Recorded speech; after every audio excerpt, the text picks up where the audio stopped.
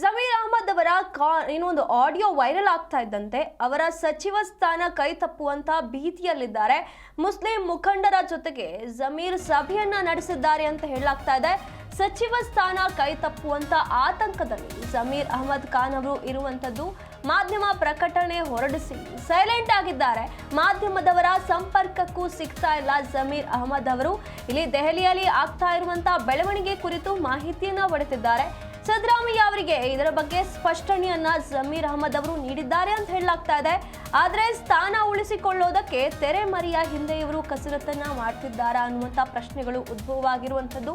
ಈಗ ಜಮೀರ್ ಅಹಮದ್ ಅವರ ಆಡಿಯೋ ಒಂದು ವೈರಲ್ ಆಗಿದೆ.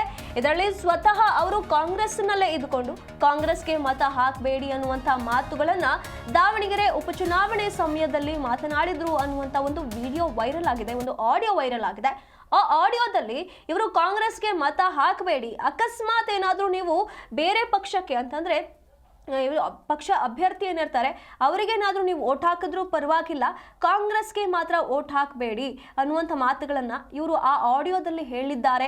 ಇವರದ್ದೇ ಅದು ಧ್ವನಿ ಅಂತ ಕೂಡ ಹೇಳಲಾಗ್ತಾ ಇದೆ.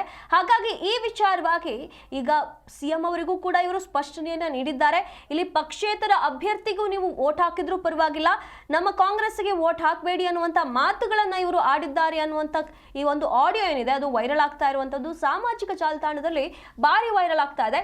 ಹಾಗಾಗಿ ತಮ್ಮ ಈ ಒಂದು ಸಚಿವ ಸ್ಥಾನ ಕೈ ತಪ್ಪುತ್ತೆ ಅನ್ನುವಂತ ಆತಂಕದಲ್ಲಿ ಜಮೀರ್ ಅಹಮದ್ ಖಾನ್ ಅವರು ಇದ್ದಾರೆ ಅಂತ ಹೇಳಲಾಗ್ತಾ ಇದೆ. ಹಾಗಾಗಿ ಮುಸ್ಲಿಂ ಮುಖಂಡರ ಜೊತೆಗೂ ಕೂಡ ಜಮೀರ್ ಸಭೆಯನ್ನ ನಡೆಸಿದ್ದಾರೆ. ಇದು ಹಳೆ ಆಡಿಯೋ ಅಂತ ಹೇಳಿ ಇವರು ಮಾಧ್ಯಮ ಪ್ರಕಟಣೆಯನ್ನ ಕೂಡ ಹೊರಡಿಸಿದ್ದಾರೆ. ಆ ಒಂದು ಪ್ರಕಟಣೆಯನ್ನ ಹೊರಡಿಸಿ ಸೈಲೆಂಟ್ ಆಗಿ ಕೂತ್ಬಿಟ್ಟಿದ್ದಾರೆ. ಮಾಧ್ಯಮದವರ ಜೊತೆಗೂ ಕೂಡ ಇದರ ಬಗ್ಗೆ ಸಂಪರ್ಕ ಮಾಡ್ತಾ ಇಲ್ಲ, ಸಂಪರ್ಕಕ್ಕೆ ಸಿಗ್ತಾ ಇಲ್ಲ, ಏನೂ ಕೂಡ ಸ್ಪಷ್ಟನೆಯನ್ನ ನೀಡ್ತಾ ಇಲ್ಲ. ಕೇವಲ ಸಿದ್ದರಾಮಯ್ಯ ಅವರಿಗೆ ಇದರ ಬಗ್ಗೆ ಸ್ಪಷ್ಟನೆ ಕೊಟ್ಟು ಸೈಲೆಂಟ್ ಆಗಿ ಕೂತ್ಬಿಟ್ಟಿದ್ದಾರೆ.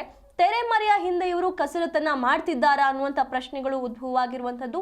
ಅಷ್ಟೇ ಅಲ್ಲದೆ ಮುಸ್ಲಿಂ ಮುಖಂಡರ ಜೊತೆಗೂ ಕೂಡ ಜಮೀರ್ ಸಭೆಯನ್ನ ನಡೆಸಿದ್ದಾರೆ ಅಂತ ಹೇಳಲಾಗ್ತಾ ಇದೆ.